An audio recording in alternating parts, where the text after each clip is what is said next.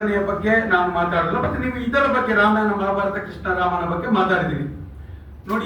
ಈಗ ಉದಾಹರಣೆಗೆ ಈಗ ಇಲ್ಲಿಯ ಒಬ್ರು ಪುರೋಹಿತರು ಹೋಗಿ ಕಲ್ಕತ್ತಾದಲ್ಲೂ ಒಂದು ಪೂಜೆ ಮಾಡಿ ಬರ್ಬೋದು, ಪೂಜೆ ಮಾಡಬಹುದು. ಕಲ್ಕತ್ತಾದಿಂದ ಒಬ್ಬ ಒಳ್ಳೆಯ ಪುರೋಹಿತರು ನಮ್ಮ ಮನೆಗೂ ಕರೆಸಬಹುದು. ರಾಮನನ್ನು ನೀವು ಅಲ್ಲಿಯೂ ಅಂದ್ರೆ ಈ ದೇವತಾರಾಧನೆಯನ್ನ ನಿಮಗೆ ಎಲ್ಲಿಯೂ ಭಜನೆಯ ರೂಪದಲ್ಲಿ ಬೇರೆ ಬೇರೆ ರೂಪದಲ್ಲಿ ಆರಾಧನೆ ಮಾಡ್ಕೊಂಡು ಹೋಗ್ಲಿಕ್ಕೆ ಅವಕಾಶ ಇದೆ. ಅದಕ್ಕೆ ಅಲ್ಲ ಇರ್ಬೋದು. ನಮ್ಮ ಒಂದ್ ನಿಮಿಷ ನೀವು ಪೂಜೆ ಮಾಡ್ಲಿಕ್ಕೆ ದೈವಾರಾಧನೆಗೆ ಒಂದು ವ್ಯಾಪ್ತಿ. ನಾನು ಹೇಳಿದ್ದು ಒಂದು ದೈವವನ್ನ ಒಂದು ಗ್ರಾಮದ ಒಳಗೆ ಈಗ ಸಂಧಿಪಾರ್ಥ, ನನ್ನ ಗ್ರಾಮದ ದೈವದ ಸಂಧಿಪಾರ್ಥನ ಮಾತ್ರ ನನಗೆ ಗೊತ್ತಿದ್ರೆ ಸಾಕು. ನಿಮ್ಮ ಗ್ರಾಮಕ್ಕೆ ನಾನು ಯಾವತ್ತೂ ಅತಿಥಿ. ಇಲ್ಲಿ ಇರುವಂತ ಒಬ್ಬ ದೊಡ್ಡ ಮುಕ್ತೇಶ್ವರನು ನಿಮ್ಮಲ್ಲಿ ಬಂದು ಈಗ ನಿಲ್ಲಿಕ್ಕೆ ಮಾತ್ರ, ಮೂಲ್ಯಕ್ಕೆ ಮಾತ್ರ. ಯಾಕಂತ ಹೇಳಿದ್ರೆ ನಮಗೆ ಗೊತ್ತಿರಬೇಕಾದದ್ದು ಇದು ಪ್ರಚಾರದ ವಸ್ತು ಅಲ್ಲ. ಪ್ರತಿಯೊಂದು ಗ್ರಾಮದ ಗುತ್ತು ಗಡಿಗಳು ವಿಚಾರಗಳು ತಿಳಿಬೇಕಾದದ್ದು ಇಲ್ಲಿ. ಅಂದ್ರೆ ಈಗ ಒಬ್ಬ ಹೊರಗಿನ ಅತಿಥಿ ಬಂದು ಪ್ರಾರ್ಥಿಸಿ ಹೋಗೋದ್ರಲ್ಲಿ ದೈವ ಪ್ರಚಾರದ ಒಂದು ಜಗತ್ತಿಗೆ ಮುಟ್ಟಬೇಕು. ಜಗತ್ತಿಗೆ ಮುಟ್ಟುವುದು ನೀವು ಬಂದು ಅದರ ಕಾರ್ಮಿಕವನ್ನು ತಿಳ್ಕೊಳ್ಬೇಕು. ನೀವು ಸಿನಿಮಾ ನೋಡಿ ದೈವವನ್ನು ಒಪ್ಪಬೇಡಿ. ನೀವು ಪಡಿಯಕ್ಕಿ ಕೊಡುವಾಗ ಆಗುವ ಸಂಧಿಯನ್ನು ಒಪ್ಪಿ ನೋಡಿ.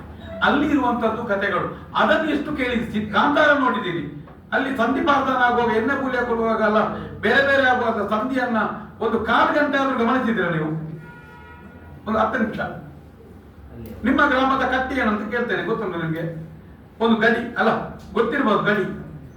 ಈಗ ಕಾಂತಾರ ಜಗತ್ತಿಗೆ ಒಂದು ಉತ್ತರ ಪ್ರದೇಶದವನಿಗ ಒಂದು ಆಸ್ಟ್ರೇಲಿಯಾದವನಿಗೆ ನಿಮ್ಮ ದೈವ ಬೇಡ. ನಾನು ನಿಮ್ಮ ಹತ್ರ ಕೇಳ್ತಾ ಇದ್ದೇನೆ ಈಗ, ನಿಮ್ಮ ದೈವ ನಿಮ್ಮ ಇದು ಯಾವುದು? ಇದು ನಮ್ದು ಹಳೆ ಘಟ್ಟ ಮಕ್ಕಳ ಘಟ್ಟ.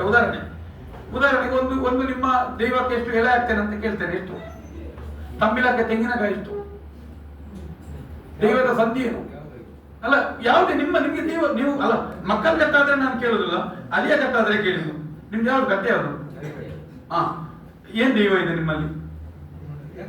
ಅಲ್ಲ ನೀವು ಕಾಂತಾರನ್ನ ಕೇಳಿದಾಗ ಜಗತ್ತಿಗೆ ನೀವು ಪ್ರಚಾರ ಇಲಾಖೆಯನ್ನು ಬರೆದಾಗ ನಿಮಗೆ ನೀವು ಅಧ್ಯಯನಕ್ಕೆ ಹೋಗುವ ಮುಂಚೆ ನಿಮ್ಮ ದೈವಕ್ಕೆ ಎಷ್ಟು ತೆಂಗಿನಕಾಯಿ ಅಂತ ಗೊತ್ತಿರ್ಬೇಕಂತ. ಕಾಂತಾರದ ಬಗ್ಗೆ ಇಲ್ಲಿ ಇದು ದೈವಾರಾಧನೆ ಆದದ್ದು. ಪ್ರಶ್ನೆ 1000 ಹಾಕ್ಲಿಕ್ಕೆ ಆಗ್ತದೆ. ನಾನು ಹೇಳುವಂತದ್ದು ನೀವು ಪ್ರಶ್ನೆ ಹೇಳುವಾಗ ಈಗ ನನ್ನ ದೈವದ ಸಂಧಿ ಕೇಳಿ ನಿಮ್ಗೆ ಹೇಳ್ತೇನೆ ಅಲ್ಲ.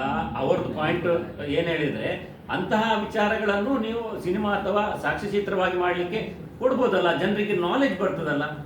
ಅಲ್ಲ ನೋಡಿ, ಈಗ ಅವರು ಈಗ ಈ ನಾಲೆಜ್ ಅಲ್ಲಿ ಇರುವಂತ ಭರತನಾಟ್ಯವನ್ನು ನೋಡಿ ಕಲೀಲಿಕ್ಕೆ ಆಗುದಿಲ್ಲ. ನೀವು ಸಿನಿಮಾದಲ್ಲಿ ನಿಮಗೆ ಅಬ್ಬರವನ್ನ, ಮ್ಯೂಸಿಕ್ ಅನ್ನ, ಒಳ್ಳೆಯ ನಿರ್ದೇಶಕರನ್ನ, ನಟರನ್ನ ಕಾಣಬಹುದು. ಆದರೆ ಇದನ್ನು ನೀವು ಸಿನಿಮಾ ಮಾಡಿ ಪಡೆಯಲಿಕ್ಕಿಲ್ಲ. ಅಭಿಮಾನವನ್ನು ಪಡಿಬಹುದಲ್ಲ. ಅಲ್ಲ, ಅಭಿಮಾನ ಪಡೆಯುವುದಾದ್ರೆ ನೀವು ಬಂದು ಆಸಕ್ತಿ ಅಲ್ಲ. ನಾನು ಕೇಳುವಂತದ್ದು ಈಗ ಅವರ ಮನೆಯಲ್ಲಿ ದೈವ ಇದೆ, ಅದನ್ನು ನೋಡಿ ಆಸಕ್ತಿ ಅವರಿಗಿಲ್ಲ. ಏನೋ ಒಂದು ಕಲ್ಪನೆಯನ್ನು ನೋಡಿ ಆಸಕ್ತಿ ಪಡೆದು ಏನ್ ಮಾಡ್ತೀರಿ? ಅದೇ ಗೊತ್ತು.